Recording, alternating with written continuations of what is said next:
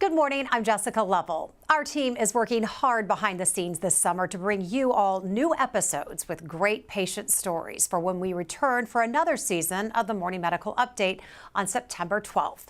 Until then, please enjoy this Encore presentation. Nothing really prepares you for that moment. Coming up today, a new mom notices a strange rash and changes in her breast just months after having a baby. What doctors discovered next was an aggressive form of breast cancer.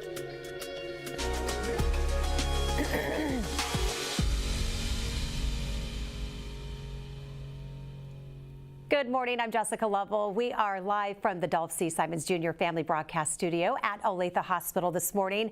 Welcome to the Morning Medical Update. Today we are sharing the story of a young mom who was diagnosed with breast cancer just months after having a new baby. She wants other women to know about the warning signs and what they should never ignore.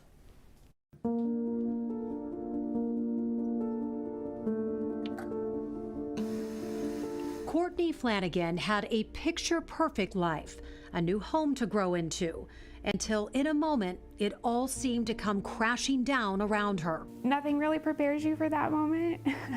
At just 34, Courtney was diagnosed with stage 3 triple-negative inflammatory breast cancer. As a mother, what does this mean for my children? Am I going to be there to take care of them? Am I going to be there to see them grow up? Her second son was just 4 months old when Courtney noticed changes in her breasts. I had noticed like a red kind of blotchy rash. It appeared 1 month and then went away and came back like the following month, and also noticed a little bit of, they call it like orange peel skin, a little bit like skin thickening, like a little dimpling. A mammogram and biopsy confirmed the cancer, and Courtney sought treatment right away. I had proactively reached out to KU because I knew, right, if it was cancer, like KU is the place to go. The University of Kansas Cancer Center is where she started on chemotherapy, then immunotherapy and radiation treatment. Later, she had a mastectomy and a lymphatic bypass to treat the breast cancer. It was a lot as a new mom. I had a crazy rash from the reaction to the drug, and then I was losing my hair, and so then I was on steroids because of that rash, so then I was getting puffy and gaining weight, and it was just like the physical changes were a lot. And I think too, it's more than just hair, right? Like it represents, you look in the mirror and like you look sick or you don't look like yourself. I feel like if anything, it's made me kind of appreciate the moment I'm currently in, right? And right now, that moment is cancer-free. Trying to live and be present, especially for my kids. And recently, she and her husband celebrated their 10th anniversary. It was honestly kind of great to have some time alone and reflect on everything. We really put our wedding vows to the test, yeah. Like in sickness and in health this past year. And we are so glad that Courtney is here with us today. So good to see you. Yeah, thank you. Good to be here. We also have nurse navigator Mackenzie Seelbach with us and breast surgical oncologist Dr. Jamie Wagner. Both great to have both you ladies here. Thank you. It's great to be here. Thank you. Courtney, you were a new mom, 4-month-old baby. Mm-hmm. Such an exciting time. Lots of changes to the body, as we all know. We're all moms sitting here at this table, so we know what that's like in those months after having a baby. But beside the changes to the skin on your breasts, what kind of gave it away that you knew you need to get something checked out? Yeah, so I had been breastfeeding, and obviously, like, there's a lot of changes happening there. So I never noticed like a lump per se. I noticed the skin changes, so a rash, which is not uncommon for my fair sensitive skin, but I think just like the recurrence of the rash, and then kind of, I don't know, I had like a gut feeling to give myself a self-exam and noticed some other more like skin changes and nipple changes to where I was like, something is off. And so definitely had the gut instinct to, honestly, I took it to Google, and Dr. Google is scary, and the hypochondriectomy was like, maybe we need to get this checked out. Let's get in to our doctor ASAP, and I'm glad I did. That's super smart that you were following those changes and you just followed that gut instinct. You sprung into action pretty quickly. Tell us what steps you took as you started to get that checked out. Yeah, so first I saw my OBGYN because I was postpartum and had thought it was mastitis or something breastfeeding related. Went in like the same week for a checkup, and you know, she wasn't super concerned, but was like, let's just send you in for a mammogram just to be sure. So I was able to get that scheduled a few days later. Went in for my mammogram, and they did an ultrasound at the same time because they obviously noticed something concerning there. And then I remember the radiologist came in and was like, hey, we need to get you in for a biopsy ASAP. Like, I'm really concerned with what I've seen. This is not something we want to delay. Can you come in like next week to get our first available for a biopsy? And so I did that. At the same time, was working with my OBGYN still, and she was trying to get me connected with a breast surgeon in the situation that it was cancer, but also if it wasn't cancer. So I had kind of met with that doctor initially to kind of move things on, and we really were just kind of waiting on that biopsy. Had the biopsy, and then of course it's the waiting game, like the worst, you know, week, just waiting for the results. During that time, I had reached out to KU, kind of was doing some research of my own of like, okay, she thought it was probably inflammatory breast cancer, which again, Dr. Google's a very scary place to be. But I had reached out to KU and had been doing some research as far as like other national kind of cancer centers that specialize in inflammatory breast cancer. And I had been in touch with a nurse navigator at KU and was kind of got me set up, right? Like tentative appointments was really like, we'll hold until we get the confirmation from your biopsy. But it was nice as someone who is very like a doer to have a plan in place at least. So so you were kind of getting your ducks in a row and knew where you wanted to go in the event that you got the news, which you did. And Dr. Wagner, it sounds like from the moment that she started noticing these symptoms, it was like she was doing everything right up until she found you. Yep, 100% right. And you know, I've said with many of the different patients that we've been with, my take-home message is always be your own advocate, and just know your body, know what changes about your body, and that's where Courtney could not have been like the better poster child for what I preach all the time. So she was very proactive. Yes, Dr. Google is very scary. Other than going down the Google rabbit hole, she did everything right. Well, you know, but if that gave her enough alarm to say, I need to at least pursue these changes, that's okay. And she was coming for you because she knew she wanted to come to KU. And you had said that when we spoke, that you said you knew you wanted to come to the cancer center. Yeah, I had heard recommendations from, honestly, it was mostly like friends whose mothers have gone through this experience, but had several recommendations, even like friends within the KU system. We kind of been reaching out like, hey, who's the best? Who do we need to see? How can we get scheduled with these people? And so in my mind, I had kind of a team that I wanted to see, and so I was like very pleasantly surprised that when I was working with the nurse navigator that I was able to build my care team and like quickly, and they were all able to meet like at that first initial appointment. Let's bring in Mackenzie. So tell us what the role of a nurse navigator is and how you help patients literally navigate a cancer diagnosis.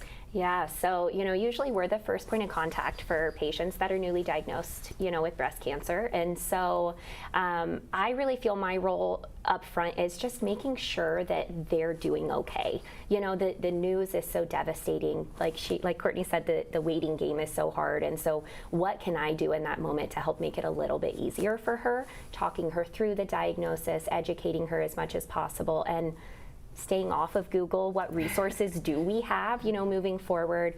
And, you know, as we know, like being a mom is always at the forefront of our brain. So as Courtney was diagnosed, you know, I'm sure that her first thoughts were, children. What resources do we have for kids? And we have a lot of them. And so bringing those things through, and then just making sure we're getting her through the door as quickly and efficiently as possible. And that sounds like that's exactly how that went. I want to talk about the mammogram because so many advancements when it comes to imaging. So how important is advanced imaging when it comes to help detecting breast cancer? Oh, I mean, it's revolutionized where we are today and why we have the opportunity to diagnose at very early stages, and we know survival is always better, but also some nuances like what Courtney's situation is. These newer advances have just truly changed how and what we can do for patients. She was diagnosed with triple negative inflammatory breast cancer. When we hear the inflammatory word put in there, what does that mean? That's an important distinction. It's actually a clinical diagnosis. That's the big thing. There are very key components that we know make an inflammatory breast cancer, which inflammatory breast cancers actually make up only about 1 to 5% of all breast cancers that we see. So it's a very small patient population of all of our breast cancer patients. Specifically, often there's not even a mass. And that's what can be very challenging, right? And that's, again, I cannot give enough kudos to Courtney on her very close observation. It's a breast cancer that's very aggressive, spreads very quickly. We see it definitely kind of a pathognomonic. It's less than 6 months, you see rapid progression. The most of those are going to be either a triple negative or HER2 positive breast cancer, so very specific biology, are more biologically faster moving types of cancers. Hallmark things are, as she was describing, changes of the skin, it becoming red. She described it as a rash. It may not necessarily look like a rash, like you're having an allergic reaction, but the skin will become red and very edematous, so lots of swelling. It may feel globally firm or in a specific area firm. And as she described it, it looked like an orange peel. That is a pathognomonic, what we call poto orange, and it looks like an orange peel. So the pores will get dilated, and that area of the breast might become firm, leathery feeling. And so those are really the hallmarks of how we diagnose this. And then the other aspect is what we call dermal lymphatic invasion. So the lymphatic channels within the dermis, within your skin, which is what's causing these skin changes, gets infiltrated with the cancer cells. Sometimes people misdiagnose it because they'll do a skin punch biopsy, so test that skin for the cancer. And if it's negative, they think, oh, it's not inflammatory breast cancer. But that's not true. It is truly a clinical diagnosis.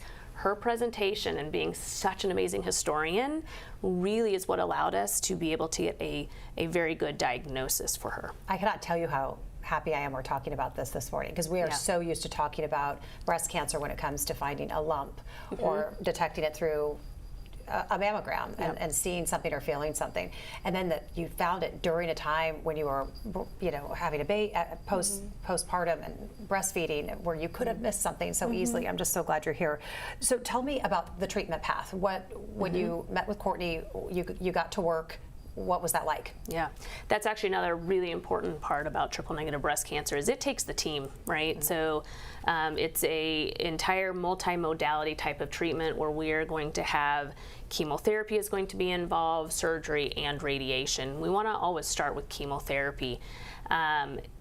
In part, we want to know how well it's going to work, and that's truly the test, is when we are seeing the patients that have these type of significant changes in the breast, when they respond, and they can actually respond, especially with more current therapies, immunotherapy, like for triple negative breast cancers, that breast can start to change just within a few cycles of treatment, and that's what we want to see. Otherwise, do we need to pivot on maybe what systemic therapy agents that we're providing? And then that would be followed by surgery, and surgery for this specific type of cancer is the standard of care, is what we call modified radical mastectomy. It's a mastectomy. It's removing of all the lymph nodes, because unfortunately 90% of patients with inflammatory breast cancer upon presentation will already have cancer in their lymph nodes. And so we need to remove all of those lymph nodes at surgery. That's really the standard of care. As much as we've talked and continue to talk about how can we do less lymph node surgery, this is not a population of patients with this diagnosis that's appropriate at this time. And then we also, because it's in that skin, we can't do reconstruction at that same time. Reconstruction, it's not that it can't be done, but we're going to delay that because we need to remove as much of that affected skin. And then that is followed ultimately by radiation. How did you do through treatment? And again, you're doing this with 2 little boys at home. How did you manage all that? It was hard.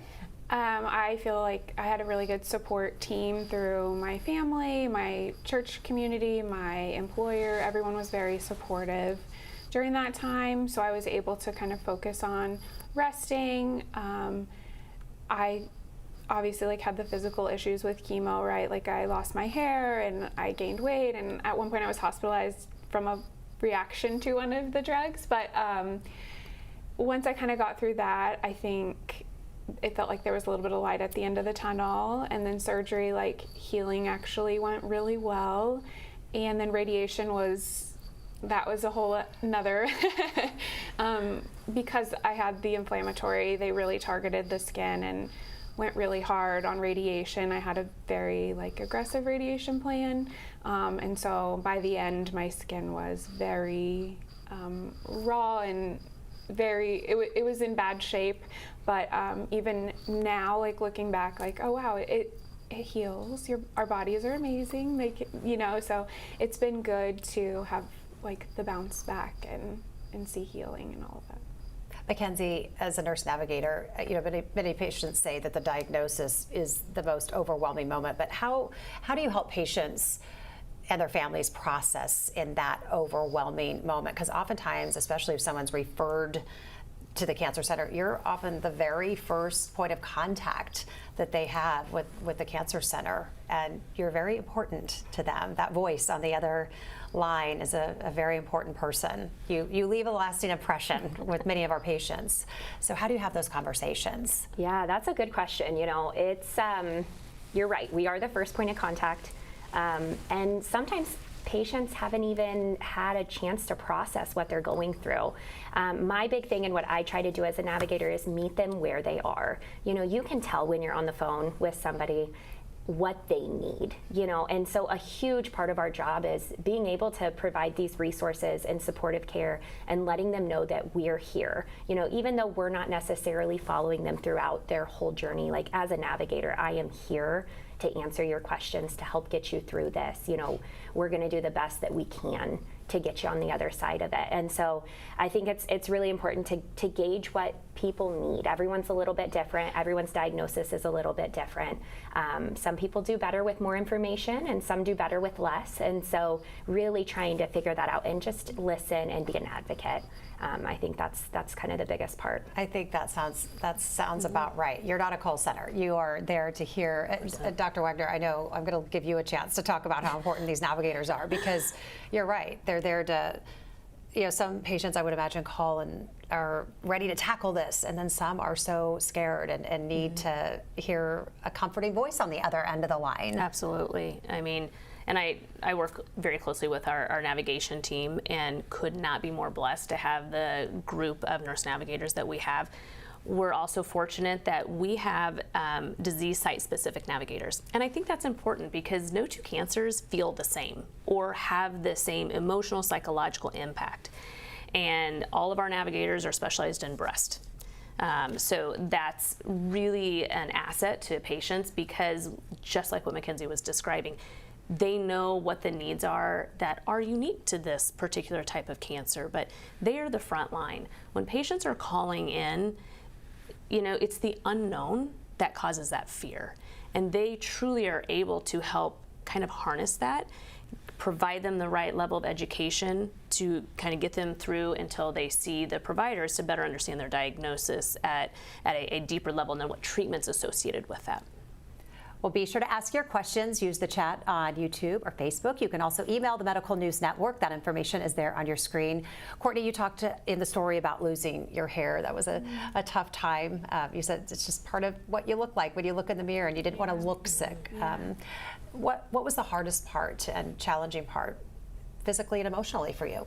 Yeah, I think just looking in the mirror and not recognizing the person I was in that moment. I have 2 toddlers now, but kids are very curious and innocent, and I was just really concerned that my son would see me as being sick, and I didn't want him to be affected throughout all of this.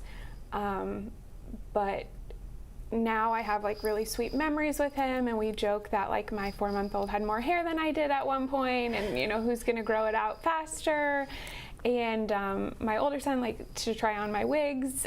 So it's fun and funny now to look back on, but at the time I was just really concerned with how it would affect them and their perception of me, or just, you know, I didn't want their day-to-day to be affected because they're kids and they should just be having fun and playing. Yeah, Mackenzie, you know, Courtney's a young mom. How important is it, that support, a family, and making sure that she's got that, not just here at the Cancer Center, but back at home too? Oh my gosh, it is, in my opinion, one of the most important things. You know, I can tell you as a mom of 2 young kids that just being a mom is hard. It's difficult, and we need family for that. And then throwing something like this on top of it, I mean, you have got to have that support, and that's something we've tried to provide to you, but you need it outside of here too. I mean, it definitely takes a village, and in situations like this, even more than that. Dr. Wagner, we talked about this earlier. Courtney had chemotherapy, radiation, and then that surgery, that radical mastectomy, and that a lot of times reconstruction will come at the time of the mastectomy, all in one, but this needed to wait, and that's coming up very soon. Yes. In about a month. But tell us why the wait, explain that again, and then what reconstruction, what that process looks like now. Yeah. Well, the sad reality of inflammatory breast cancer is that a lot of these patients will recur, and they recur quickly. And if we would be in the process of reconstruction, that could interfere with them getting the timely treatment that's life-saving. Reconstruction, it's an important part of this journey. It psychologically has such a huge impact on a lot of women to regain their body form, but none of that matters if we can't get to survival. And so we want to have an appropriate monitoring period of what was the response to treatment, and you know, get us far enough out that it wouldn't potentially interfere with any type of treatment, life-saving treatment that we need. You know, additionally, as I had described before, because this impacts the skin, we also want to remove that skin. And the hallmark of doing immediate reconstruction is saving the skin. You know, as I described to patients, taking a pillow out of a pillowcase, because I'm going to save all the skin. Sometimes we can even save the nipple and areola, and we do that frequently. And then really start that reconstruction process. But that's the key element, is we're saving all of that skin. And we can't appropriately save that with this type of process. So what will this part of the journey mean for you, this reconstruction, finally? Yeah, so it's kind of exciting to put a pin in this chapter, move on, and be done. I think it will wrap up, hopefully, my breast cancer journey, and get to moving towards just like a little bit of normalcy. But it's also been crazy kind of to reflect on the last like 1.5 years of treatment, and just how far we've come and how much our lives have changed since that diagnosis. So yeah. You said this experience tested your wedding vows, as you mentioned. You were able to celebrate your 10-year anniversary. How did this change your relationship with your husband? Honestly, it made it stronger. He showed up for me in ways like I can't even comprehend, and I know he was also having a hard time like watching me go through that, but he stepped up to take care of the kids and kind of fulfill some of the household duties that I was not able to take on at the time. And so honestly, yeah, it's made us even stronger and closer, and yeah, I have just so much admiration for him. I bet you do. I'm sure he feels the same about you. And you have talked about the care that you've received at the Cancer Center and your team, and how grateful that you have been. And you and your husband have actually made a sizable, to say the least, a sizable donation to the Cancer Center after you finished your treatment. You wanted to make sure that that gift would support the breast cancer program, and it would establish a fund in your family's name that will support the growth and advancement of the breast cancer program under Dr. Wagner's leadership. So we want to thank you. I'm sure Dr. Wagner would like to thank you. And what does this mean to you, Dr. Wagner, and how does it help future patients? Unfortunately, not in front of a camera, we've had the opportunity to talk about this because you know, it kind of gives me chills as I hear you say it. because I am so grateful. It is such an incredible gift of self that they are giving, and she's already given so much, I think, a gift of self of making it through this treatment, just talking about her story, and that's going to pay forward to other women, but this is going to pay forward in a very different way. It just gives us opportunities through the breast program. There's some key elements that we have grown this program tremendously in the last, in particular, 13, 14 years here, but we're not done yet. And that is what their generosity is really going to provide us, is there's areas that we want to continue to expand access, expand support services. And this is truly, I think, the beginning of a new chapter of where we will be able to go for the breast program. Why was this so important for you and your husband to do? Yeah, obviously we were directly impacted. We benefited from the care that we got here, but we are very passionate about Kansas City, and we want to just like expand the care and the opportunity. Like, you know, I think it's important for Kansas Cityans to be able to get elite top care. Just because we're in Kansas City doesn't mean we shouldn't have access to that. So however we could bring the resources that some other national hospitals have, like let's help, let's bring it here so that people don't have to travel.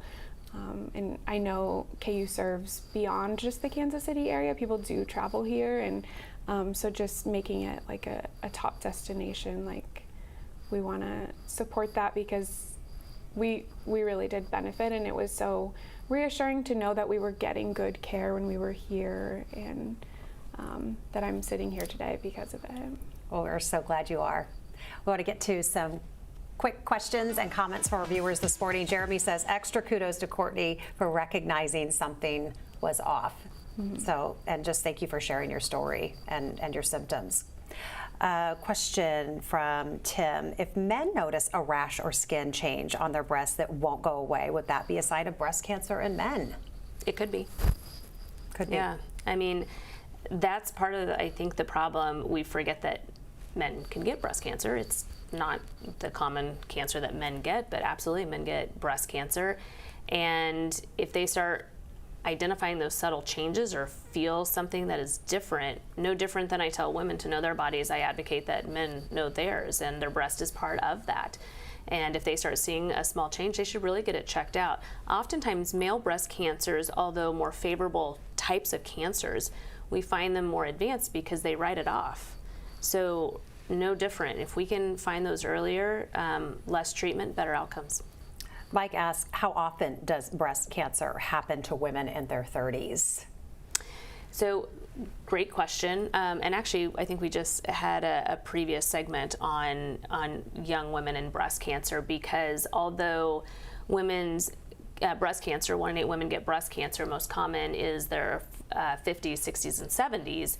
But we are starting to see an increased incidence in women in their 30s and 40s.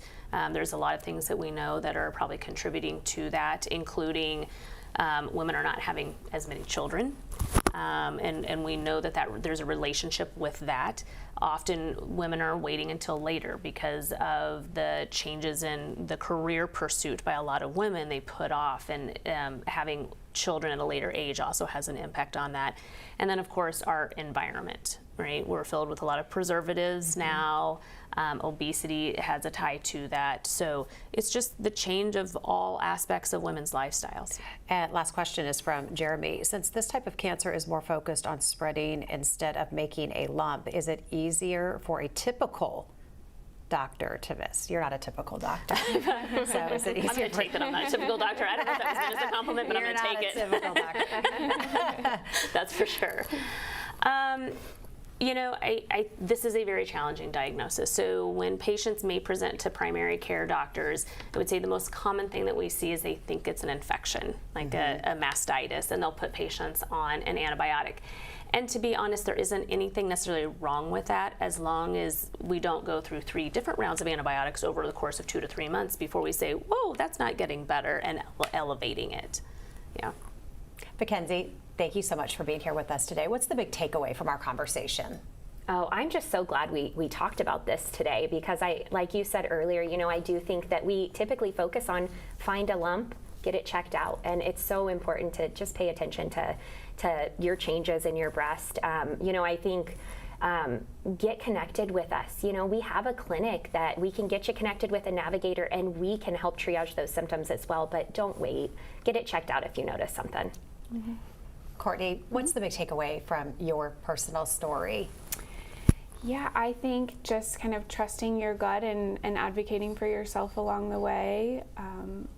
For me, it was I needed to find the best care, and I didn't want to, settle. So I'm glad that I did that. So I would, just recommend advocating for yourself and just knowing your body and trusting when you think something's off.